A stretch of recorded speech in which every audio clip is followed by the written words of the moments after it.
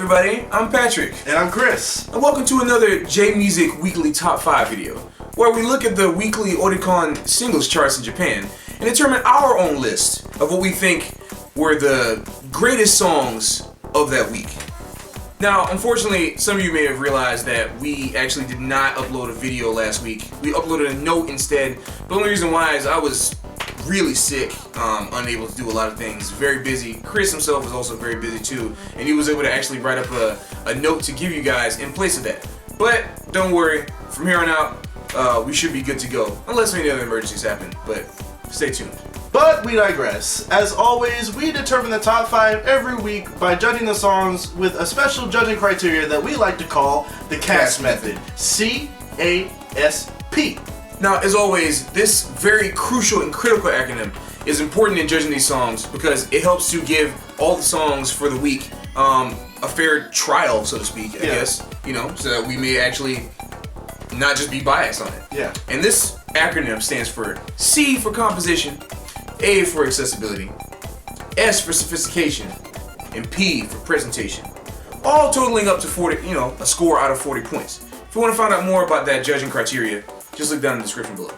And of course, here we are again with Snack of the Week. Without a good snack, your stomach fights back. We feature different snacks every week because we're always very hungry. Yeah. And we love snacking. It keeps us fuel and it keeps us energized. Yep. Now this week, we have Mary's Gone Crackers, herb crackers. Now, it's not what you think. There's not any of that in there. You may want to bake it in there, but nah, we don't really do that. No, don't. But these crackers are incredible, and I recommend. I don't know if you can actually buy them in your area, but you know we're located in New York City, so we have plenty of places where you can go get this snack. But if you really want to eat these things in the most optimum way, I'd say get some Sabra roasted garlic hummus. These things are incredible with that. Yeah, they kill. We partake in that as much as we can. If there's a snack that you want us to try or that you think is just banging, just hit us up on Twitter and hashtag Snack of the Week, and we'll cover that snack in our next episode. And as always, we'd be remiss if we did not do this. We would like to thank Oricon Style and jpopagent.com for giving us and our peers access to these charts so that we all can study them. And we would also like to give a huge thanks to lyricalnonsense.com and all of the many other lyric websites for giving us definitive translations of the songs on the charts this week. Alright, with that, let's begin the countdown. Yep. Okay, coming at number 5 this week is Gravity by Kiss My Foot 2. The composition got a 7.5 out of 10. An 8.5 out of 10 for accessibility. Sophistication, 7.5 out of 10. An 8 out of 10 for presentation. All totaling up to 31.5 out of 40 points. Johnny's this, Johnny's that, Johnny's everywhere. Hello, Johnny Kitagawa. Yeah, we see. Are you done yet? Well, I hope you're not done because these are really incredible groups. But it's just funny how much you're actually able to keep putting out. Like, yeah, and it's kind of funny how all of the Johnny groups end up on our list. Yeah, at least so far, right? Yeah, I mean, like, this is kind of crazy. We had Arashi, we had Katsun, and now Kiss My Foot 2. Kiss My Foot 2 is actually a combination of two Johnny's Junior units, and one of them was the OG Kiss My Foot. Oh, yeah. And the second one was ABC Junior, I believe. Okay. And those formed Kiss My Foot 2. And how they got Kiss My Foot 2 and the way that they stylized it was that all of the last names of the members of the group, it's like a portmanteau of all the last names. Except, of course, no one's last name is 2.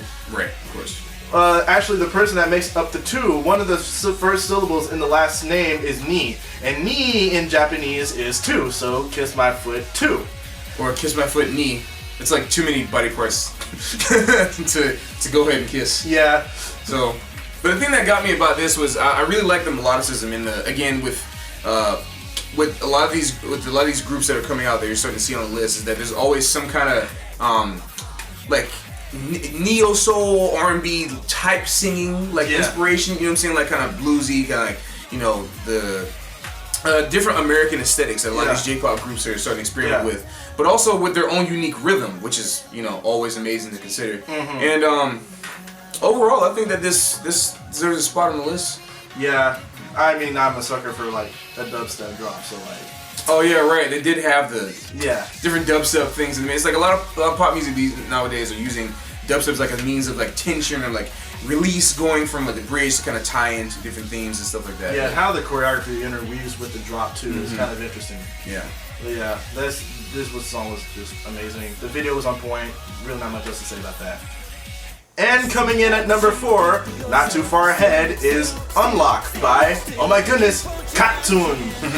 Composition got an 8 out of 10. Accessibility also got an 8 out of 10. Sophistication also got an 8 out of 10. And presentation also got an 8 out of 10. All totaling up to 32 out of 40 points. Now, we had Cartoon on the list again earlier for Tragedy, I believe. Yeah. Man, I mean, it's funny. It's not biased, even though it may seem like it. It's just the song was good, and we had to put it on the list.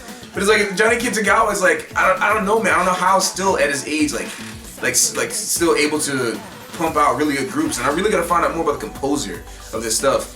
But the thing I think that really gets me about Cartoon as I'm seeing right now is that even though the song, like the lyrics themselves, if you really get down to the basic theme, it's like kind of simple and sometimes a little cliche, the actual poetry, like the way they get out that theme, is like sometimes can be a little tricky. You know what I'm saying? Especially if you can't understand it exactly as it's coming in. It's really nice, and that's what kind of like brings the sophistication level up just a tiny bit. Yeah. Especially paired with like the nature of the Japanese language, because of the consonant vowel thing. You can actually get into a lot deeper rhythms sometimes to actually sound more like a drum, to really fit in with the rhythms. Yeah. You know, and they make use of that really well in this, actually, in that melody, if you really pay attention to it. And that's one of the things I think really impressed me. And the melodicism was great too. Again, I've just talked about like the inspiration for like R&B type singing and stuff like that. You know, I thought that's kind of one of the things that brought this song up for me. Yeah, the abstractness of it all was really kind of what drew me in. Yeah. Because like I had to roughly like translate the song and just like how everything just like came together. Right. Like I sat at my desk for like 3 days trying to figure out what this meant, and ultimately the conclusion that I came to was that it's about like flirting with a girl, trying to like break down the front, like they're talking about masquerades and it's like unlock a master fake and all that. And so just like the way that they delivered that to such like I don't want to say cliche, but a frequently done topic, it was really refreshing. Yeah, and I think it was cool. Like I think the entire video was like shot in one room. It was like really interesting. Just that one. Just like everybody like giving their own thing, like the dance section. Because that's the thing about these groups is that they're all like focused more on the dance aspects. Yeah. More than anything, like the dance and the singing. But I thought one of the things that like brings this up for me is always the cinematography, also as a part of the presentation. It's really cool, and I think that's the reason why I deserve this spot, you know, on this list. Yeah. All right. So at number 3 is Jibun by Ankafe. In composition, it got an 8.5 out of 10, an 8 out of 10 for accessibility, sophistication, an 8 out of 10. And an 8 out of 10 for presentation, all totaling up to 32.5 out of 40 points. Man, I gotta tell you, I was really excited to see Ankafe on this list. It really brought like a really, what's the word? Like a feeling of triumphance, I guess, in a way. Because they like went on like a little hiatus, like around like 2010 or something like that. Yeah. But man, when I first heard that song, Kakuse Heroism, in the anime Darker Than Black, brilliant anime, man, unbelievable. I thought, okay, this is. Between this band and like Abingdon Boys School, I was like, I knew for a fact this is gonna be one of my favorite J-Rock groups. And you know, no disappointment with this song. But this was a little different than what's typically sung in J-Rock like this, I guess. Because it was like inspirational kind of thing, like don't give up, things like that. Yeah, not to mention that this kind of has, like this band I noticed kind of had a bit of a Visual K vibe. Yeah, well, I forgot the exact word for it, but they're kind of, I think their whole slogan, the whole thing was like Harajuku dance rock punk or something like that. I gotta go back and actually look at it, but that's part of what their aesthetic was. Yeah, cool. And the reason why I say that whole Visual K thing was that we saw like another inspirational Visual K song last week. That on that note, I believe the song was like Hachiju Hachi Kasho Junrei by Artistry.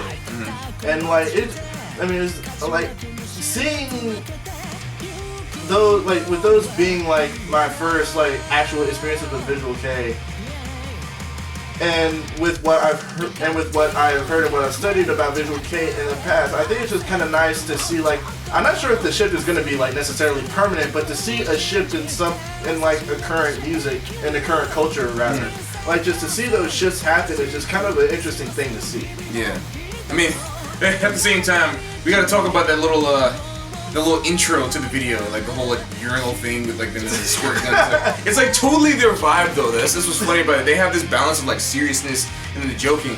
But man, I've always been impressed with the drummer, man. The drummer's incredible. The keyboardist, all the synth solos and stuff in there. And obviously like lead singer, I mean like you can't really beat that voice, man. Between that and then like, cause this band always reminds me of like the whole Abingdon Boys School TM Revolution kind of vibe. Like his style of singing too, like was amazing. But like man, I really enjoyed this song because of the balance. You know, like there's always a really good level of balance with songs like this, especially between the choruses and the verses. Always talk about like the forms of the songs. And this one in particular had really great examples, as we've seen in other weeks, of virtuosity being used very tastefully to bring out the message of the song, to really bring out the vibe, like tastefully and also very humbly. And I think that's one of the reasons why this tune had to be on the list. I think people really needed to hear this. And also, maybe it'll inspire people to go watch Darker Than Black if you're not already familiar with it and see the context by which some of the other songs are presented. You know? Yeah. And coming in at number 2 is Reply Reply, or Re by Asian Kung Fu Generation. Yes, sir. Composition got an 8.5 out of 10. Accessibility got an 8 out of 10. Sophistication got a 9 out of 10. And presentation got an 8 out of 10. All totaling up to 33.5 points out of 40. Man, hands down, one of the greatest J-rock bands of all time, man. I don't even want to limit them by genre. It's one of the greatest bands of all time. Masafumi Goto has the most unique voice out of like any J-rock band that I know. I mean, people have known him for that. Yeah. And it's really interesting because this song, the ending for Erased, right? Or the intro to Erased. Yeah, this right? is the opening theme for Erased. Yeah, it's the opening theme to Erased. But the song came out like 10 years ago, like almost over 10 years ago. Yeah. And the fact it was being resurrected for this, man, it's beautiful. This is like, I get very emotional when I think about Asian Kung Fu Generation. It's like, it's taken me through so many periods. I've been influenced by them so much. And I remember the first time I heard it, I was like, man, how am I gonna emit this voice through my saxophone? I just like don't know how I'm gonna do it, like, but it's a challenge. It's like, cause he's like unbelievable. And then this song, no doubt, I mean, I gave the composition an 8.5 out of 10. I mean, I would have, with these songs, like, I would have given it like so much higher ratings, like, ever. But this wasn't exactly as kind of like dense and as heavy and like, you know, sexual as other songs. But the thing that brought this up over the top always is the mastery of pacing. I talk about this with like some of the other bands that were on the list, but the mastery of pacing, mastery of vibe, man, it's incredible. Because they're always even though this song is relatively simpler compared to some of the other songs they do, like it's about, I forget exactly what it's about, but it's like in terms of its message, love theme, you know, and there's like repeated phrases in the verse and stuff, and the melody is relatively simple. The way they take that entire time, like 2 minutes or whatever, before coming in right there with the verse, just to build it up. Yeah. And the live too is really amazing, man. It's like I don't know. It's one of those groups that you can't really forget. You know what I'm saying? You can't really forget about. And I think once people hear this song, it's kind of hard not to enjoy it, regardless if you even understand the lyrics or not. It's just a really beautiful song. And number 1, Got Cold by Shout It Out. You got a 9 out of 10 for composition. Accessibility got an 8 out of 10. A 9 out of 10 for sophistication. And a 9 out of 10 for presentation. All totaling up to 35 out of 40 points. Man. This is a great song, man. It's just beautiful stuff. I remember I was saying I got the same feelings from this song that I felt when I was listening, when I first discovered that song Fly High, I think it was. Yeah. What was the Burnout Syndrome? Yeah. Man, it's very similar, but this song really took it to the next level, man. Visuals, man. This is one of those rare bands that actually is able to bring out color with their sound. You know what I'm saying? Like really, the blend of colors is amazing, and then especially the lyrics were like, you know, based on we loosely translated. Yeah. Were very deep and very beautiful about the light. Like no matter if the light shines on me, it's not mine, or it's somebody else's. I still have to appreciate it or something like that. Yeah. And then the girl in the water being submerged, the lights being shown, the colors being shown out, and then all of a sudden, you know, of course, the amazing guitar playing, the drumming. They really made really good use of the sections here, man. This is just is really beautiful music, man. I didn't think I could. I personally didn't think I could rate another song above an Asian Kung Fu Generation song. But man, it was just, there was something about this that stood out. And man, how long has this band even been out? Like a year or something? Probably so. Because there's not really much information, yeah, like being known as. We're trying to find out if any of you guys have any information on this yeah, band, please let us know. Because all we have is like albums, but I really want to find out about this band because they're amazing. I mean, they have a big following on like Twitter and things like that. So I imagine they're not probably like brand new, but dang man, this is an amazing band, man. I really hope to see more from this group in the future. You know. Well, that's it for this week's video, guys. What did you think? Did we get it right? You know, as usual. Or did we get it wrong as always as well?